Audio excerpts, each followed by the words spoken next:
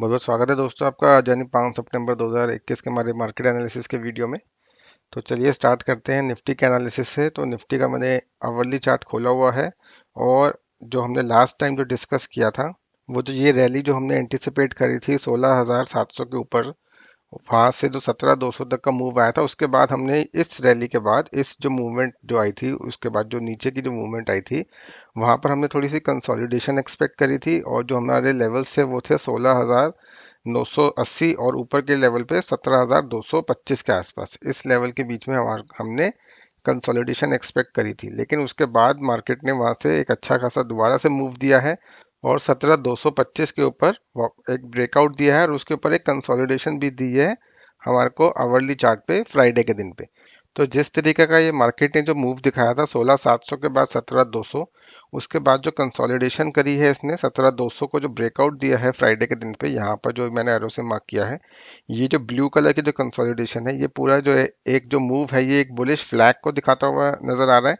और वापस से जो 17,000 से वापस 17,300 और 300 के बाद वापस से जो कंसोलिडेशन है, ये भी एक बुलिश फ्लैग की फॉर्मेशन को दिखाता हुआ नजर आ रहा है। तो हमें मल्टीपल एक बुलिश फ्लैग का ब्रेकआउट और फॉर्मेशन नजर आ रही है चार्ट्स पे। तो अगर इन पैटर्न्स को हम ध्यान में रखें तो आराम से जो निफ्टी है अभी जो उसका जो बुल रन है वो कंटिन्यू हो सकता है यहाँ से। और ऊपर की साइड पे 17,500 जो इस रैली का जो टारगेट आएगा और उसके बाद 17,700 जो इन पूरे दोनों फ्लैग्स की जो कंसोलिडेशन के बाद जो अप मूव आएगा, उन दोनों का जो टारगेट्स हैं वो 17,500 और 17,700 तक इजीली हमारे को देखने को मिल सकते हैं आने वाले दिनों में। तो हम इसलिए हमारा जो व्यू रहेगा वो बाय ऑन डिप्स का रहेगा। और जो हम स्टॉप लॉस मेंटेन करेंगे, यहाँ पर आप 17,200 का जो लेवल है जहाँ से इसकी जो रैली स्टार्ट हुई है दोबारा से, उसी लेवल को अब हम एक एज ए सपोर्ट लेके चलेंगे। अगर उसके नीचे वापस से मार्केट सस्टेन होती है तो उसके बाद हम यहाँ पर जो है वो उसका जो स्टॉप लॉस है वो मेंटेन करते हुए चलेंगे। तो ये है हमारा व्यू। तो इसी के अकॉर्डिंगली हम आगे जो भी ट्रेड्स हैं वो प्लान आउट करते हुए नजर आएंगे। तो ये है हमारा निफ्टी का व्यू। अब चलते हैं हम बैंक निफ्टी की तरफ।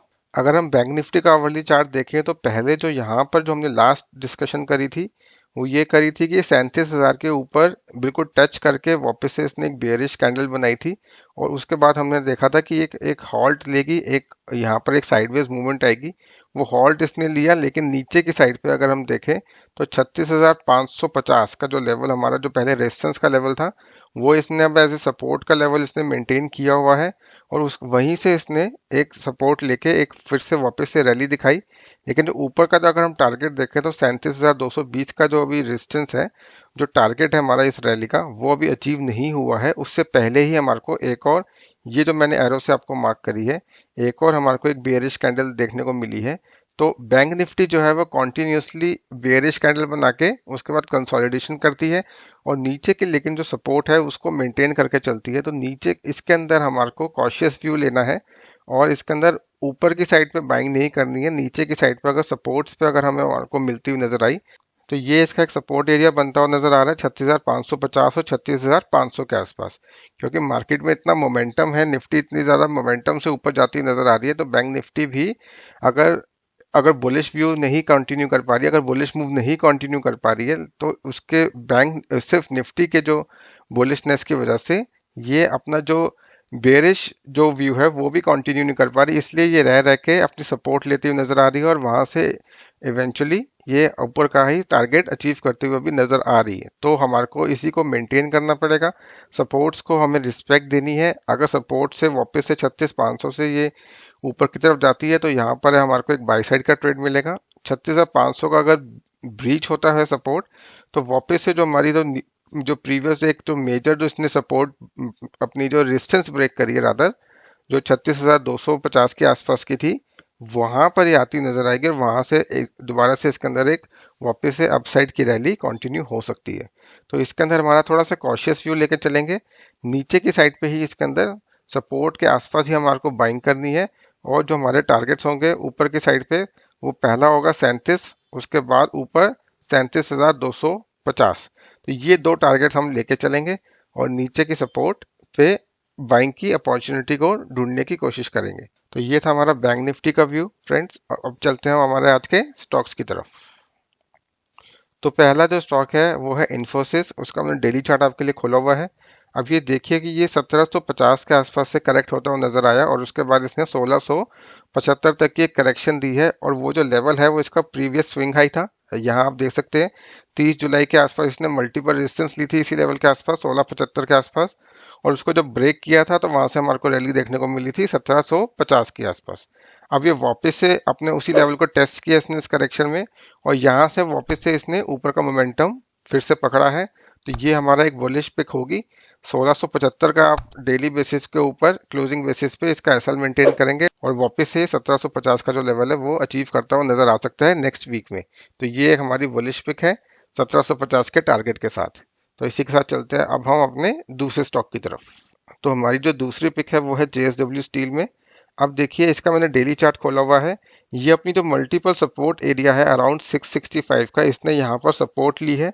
ऊपर से इसकी जो करेक्शन जो स्टार्ट हुई थी वो जो इसके प्रीवियस स्विंग हाई था 767 के आसपास, वहां से स्टार्ट हुई थी, और वहां से करेक्ट करके इसने अपने वापस सपोर्ट एरिया पे आके फर्स्ट जो है हमारे को 24 अगस्त पे एक इसने हैमर फॉर्मेशन दी थी। उसके बाद अगर हम देखें तो 26 अगस्त पे इसने एक इनसाइड कैंडल बनाई थी, और उसके बाद अगर हम देखें तो 1 सितंबर की जो इसका प्राइस एक्शन है उसके अंदर इसने फिर से एक इनसाइड कैंडल बना के इसकी कंफर्मेशन दी है हमारे को फ्राइडे के सेशन में। तो यहाँ पर हम देखें तो मल्टीपल प्राइस एक्शन हमें कंफर्मेशन देते हुए नजर आ रहे हैं कि यहाँ से इसका जो ऊपर का जो रन है, जो इसका जो बुलिश मोमेंटम है वापस से कंटिन्यू हो सकता है। उसके लिए हमें वेट किस चीज़ की करनी है, ये जो लेवल है इसका 700 के आसपास का, जहां पर इसने जो हैमर है जिसका जो हाई की कंफर्मेशन हमें लेनी है। तो अगर ये लेवल इसने ब्रीच किया तो वापस से 735 और 760 के आसपास की इसकी रैली फिर से हमें देखने को मिल सकती है, क्योंकि लोअर लेवल्स पे काफ़ी अच्छी इसने कंसोलिडेशन दिखाई है। और अगर हम देखें तो हमने जो इसके अंदर असेंडिंग ट्रायंगल पैटर्न जो फॉर्म किया था, जो हमने आइडेंटिफाई किया था इसमें, वो उसी की ट्रेंड लाइन पे भी इसने सपोर्ट ली है। तो मल्टीपल सपोर्ट एरिया से कंसोलिडेशन के बाद ये एक ब्रेकआउट दे सकता है नेक्स्ट वीक पे, इसको अपने रडार पर रखना। 665 के स्टॉप लॉस के साथ 700 के ऊपर अगर कंफर्मेशन देता है तो इसके ऊपर हमारे का एक वापस से बुलिश मोमेंटम देखने को मिल सकता है। और ये सारे जो लेवल्स हैं वो अपने टेलीग्राम चैनल पे अपडेट करूंगा, उसका जो लिंक है हमारे डिस्क्रिप्शन बॉक्स में अवेलेबल है। तो अब इसी के साथ चलते हैं हमारे आज के नेक्स्ट और लास्ट स्टॉक की तरफ। तो हमारा जो लास्ट स्टॉक है वो है श्री पुष्कर केमिकल्स। इसका मैंने वीकली चार्ट खोला हुआ है। ये अगर आप देखें तो ये मीडियम टर्म की पिक भी हो सकती है। इसके अंदर आप देखिए तो शानदार एक राउंडिंग पैटर्न बना हुआ है, राउंडिंग बॉटम पैटर्न बना हुआ है यहाँ पर, और इसकी जो नेकलाइन है वो 200 के आसपास है। इसका इसका नेकलाइन का हमें ब्रेकआउट देखने को मिला है। ये ब्रेकआउट अगर हम देखें तो लास्ट वीक में आया है, और उसके अंदर हम अगर वॉल्यूम देखें इसकी तो वॉल्यूम में भी काफ़ी अच्छा इसके अंदर एक ब्रेकआउट देखने को मिला, मतलब हाई वॉल्यूम ब्रेकआउट इसके अंदर हमें देखने को मिला है। तो अगर इस ब्रेकआउट की कंफर्मेशन हमें मिले और ये स्टॉक अगर 225 के ऊपर ट्रेड करना स्टार्ट करे नेक्स्ट वीक में, तो इसके अंदर हमें काफ़ी अच्छा 150 पॉइंट का अगर इसका पूरा पैटर्न है, टारगेट है जो, वो अचीव होता हुआ नज़र आ सकता है। और अगर हम इसके रेजिस्टेंस बेसिस पे टारगेट निकालें तो सीधा ये जो अपनी जो इसकी जो स्विंग हाई था 320 के आसपास वहां तक जा सकता है, और उससे पहले ये एक जो इंटरिम रेजिस्टेंस फेस करेगा स्टॉक वो करेगा 270 के आसपास। तो 225 के ऊपर इसका एक ब्रेकआउट कंफर्मेशन हमें मिलेगी, और उसके बाद 275 और 320 ये दो टारगेट इसके अंदर हमें देखने को इजीली मिल सकते हैं। तो ये हमारा एक मीडियम टर्म का पिक हो सकता है, कैश का स्टॉक है ये। तो आप इसको अपने पोर्टफोलियो में इंक्लूड कर सकते हो, इसको as a portfolio bet select कर सकते हो। तो इसी के साथ हमारा आज का वीडियो कंप्लीट होता है गाइस। उम्मीद करता हूँ आपको हमारा वीडियो पसंद आया होगा। फेसबुक पे देख रहे हैं अगर आप तो हमारे पेज को जरूर फॉलो कीजिएगा, और अगर आप यूट्यूब पे देख रहे हैं तो हमारे चैनल को प्लीज़ सब्सक्राइब कीजिए, और हमारे वीडियो को ज़्यादा से ज़्यादा लाइक एंड शेयर कीजिए। तो इसी के साथ आज का वीडियो रैप अप करते हैं गाइस, और उम्मीद करते हैं आपका कल का दिन प्रॉफिटेबल रहे। Thank you and bye bye.